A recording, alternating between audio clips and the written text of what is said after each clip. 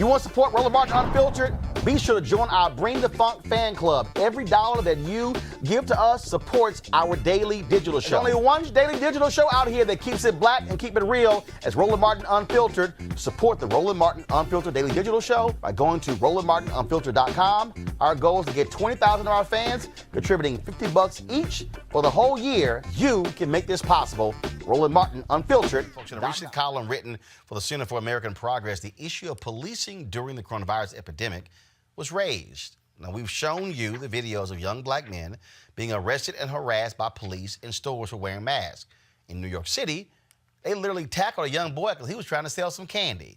Too often, we are having to choose between protecting ourselves from the virus or the police. Joining me right now is Ron Davis. He's a former police officer and former director of the Office of Community-Oriented Policing Services for the DOJ. Ron, how you doing? I'm good, Roland. How are you doing?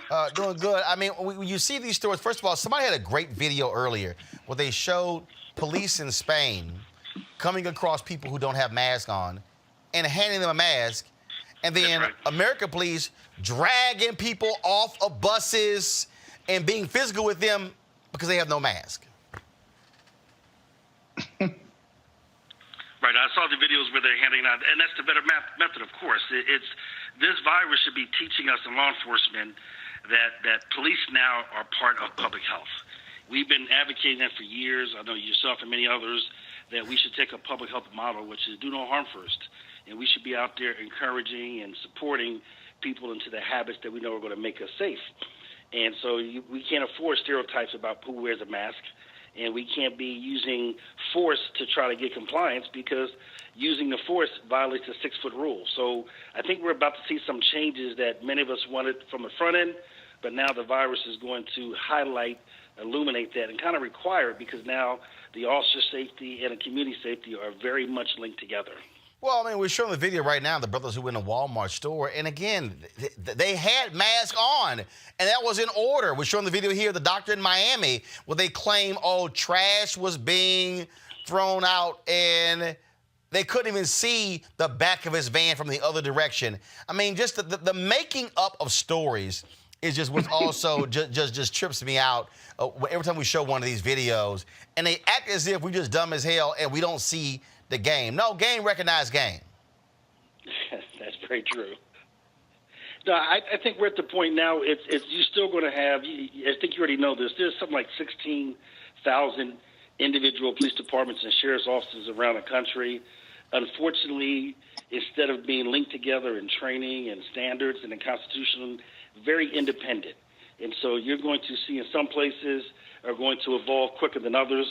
And even though the virus is going to change a lot of behavior, what it cannot do is change the underlying issues that we had even before the pandemic hit. So we still have to deal with the issue of racial animus and bias. We still got to deal with the issue of police brutality. We still got to deal with the issue of policing in the United States. But I think the virus may highlight for us how we over-rely on police to do things that they should not do.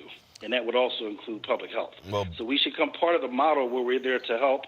We should rethink and reimagine policing to where, as a cop, if I make an arrest now, it has more meaning to me because I got to now violate a 6-foot rule to get close to you and put my hands on you, which means I'm now putting my life at risk just by putting handcuffs on you. And so instead of arrest being a very common tool, it should be the tool of last resort. Force should be the tool of last resort. Things that we've been advocating for years, but now we have this moment where it's going to be pretty clear why. But it does not, I want to say this, it does not take away the challenges that existed before the virus. Mm-hmm. They remain, but maybe it can start a discussion so that when we come off this apex, we can look at real policing and where we need to go in this country. All right, then. Ron Davis, man, we appreciate your insight. Thanks a lot. Thank you, Roland. I appreciate it. I want you to like, share, and subscribe to our YouTube channel, youtube.com/Roland S. Martin. And don't forget to turn on your notifications.